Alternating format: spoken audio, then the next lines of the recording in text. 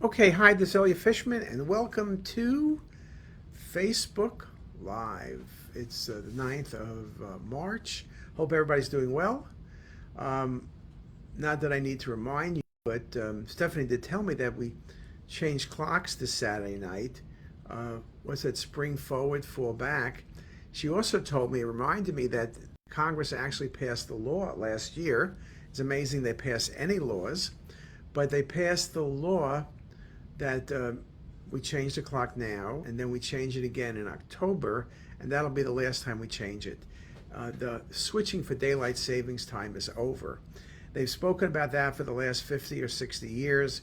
At some point in history, it made sense, but now it doesn't make sense. It just costs a lot of money, costs a lot of confusion.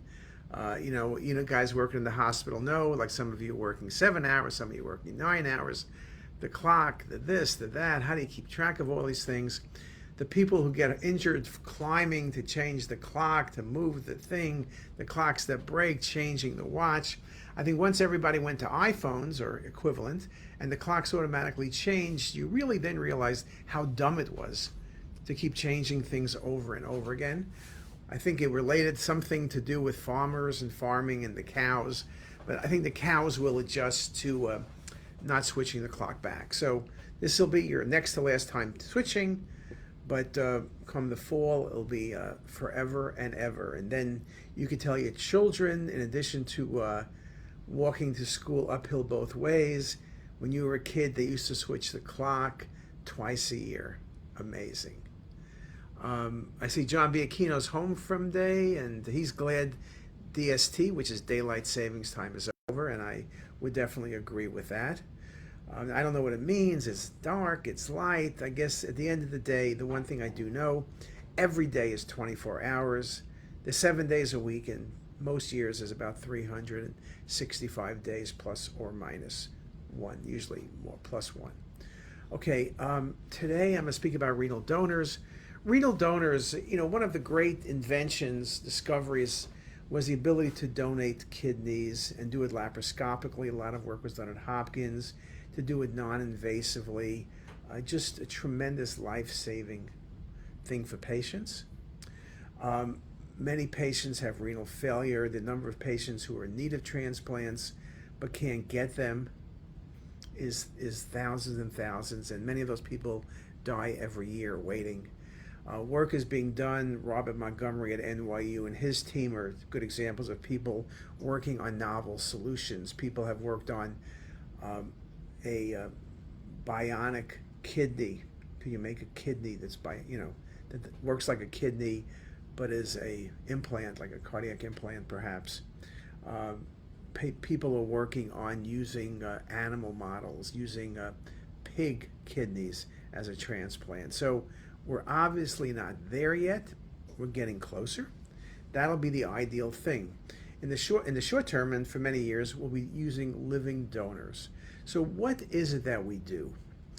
When you have a patient donating a kidney, which is the ultimate donation, just about, you want to make sure that you leave the patient who's donating a kidney with a really good kidney that will need to last the rest of their life. Some donors are a bit older, but many are in their 20s and 30s, and if you're in your 20s, you got 60 or 70 years to go. We need to make sure that your kidney is really going to last forever. So that's what we need to do, okay? Really simple. So what do I need to do, and how do we do it? We have a new protocol section we're working on for the website, and you can see some of the stuff in there, but here's how we do it. Now, there's a big organization in the U.S. that guides transplants, and this is the transplant protocol they have. You can argue a little bit, but it works well. So here's how it goes. You do a non-contrast scan of the kidney. Why, you ask? Look for stones. If one kidney has stones and one doesn't, you would donate the kidney with the stones, not the kidney without the stones. Then you do arterial phase imaging. You want to look at the vascular map. You look at cortical medullary differentiation. Yes, you could exclude tumors, AV shunting. Mainly, you're looking for the renal arteries. Is there one or two or three or four? Where are the renal arteries? Is there prehilar branching? Is there FMD? Anything wrong with the renal arteries? Is there a reason I should pick one kidney over the other? Now just remember, it's laparoscopic surgery. Ideally, you want to remove the left kidney. Many reasons: it's easier to approach, the liver is on the right side, not the left side. Number two, the renal vein is longer, which makes it easier. Remember, the right kidney is a short renal vein, and the renal artery is easier to grasp. And since everything's done laparoscopically, the left kidney is ideal. But if there's an issue with the right kidney, you'll have to remove the right kidney and save the left kidney.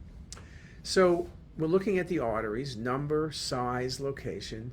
We're looking at the vein: single, is it on the left side retroaortic, circumaortic?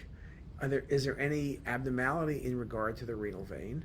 Then delayed phase imaging, you're going to look at excretion of contrast, make sure the kidney functions normally, but also looking at the calyces and ureters. Is there duplication of the collecting system?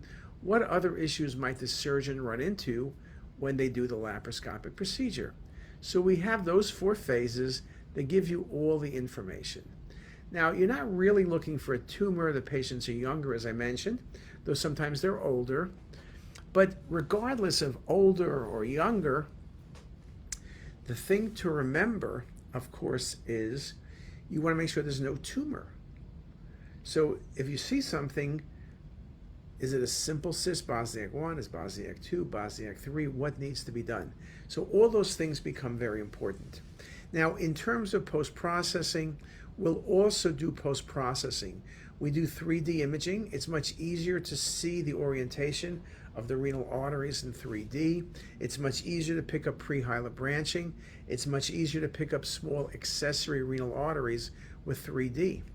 I use a combination of volume rendering or cinematic rendering and MIP to look at it. MIP is very good, especially for looking at things like FMD. So we'll look at the vessels, we'll look for stenosis, particularly in older patients.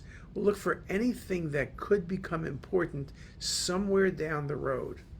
Now, patients who are not eligible to be donors, what might that be? Solitary kidney, that's easy. Horseshoe kidneys, usually I don't like to mess around with horseshoes unless it's the most thin isthmus in history, but typically horseshoe kidneys means you're not a donor.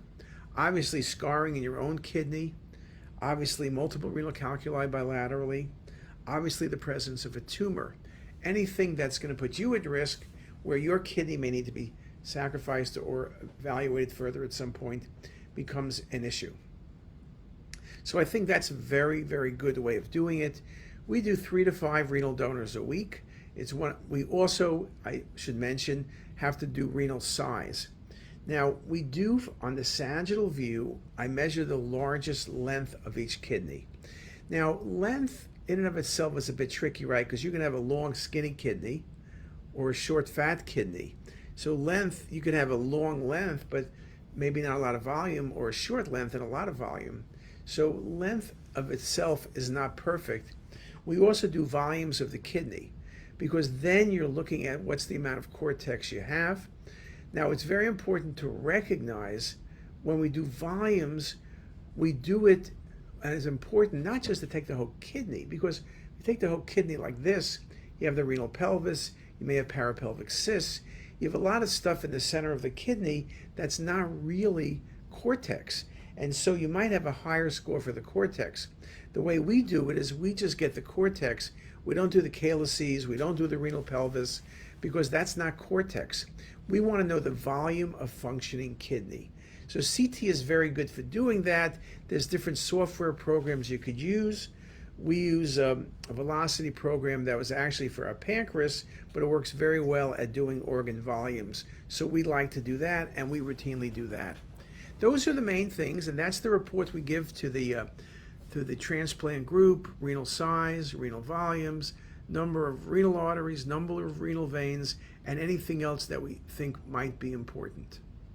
So that's renal donors. I hope that helps you. Make sure your protocols are correct. I'll say hello to John again, and I'll let everybody else go, and John is going to do what he wants to do. I think it's okay out today in Baltimore. It's supposed to rain somewhat this weekend. But anyway, I hope everyone's doing fine, and I hope that helps you. do the best case for your next renal donor. Have a great day, everybody.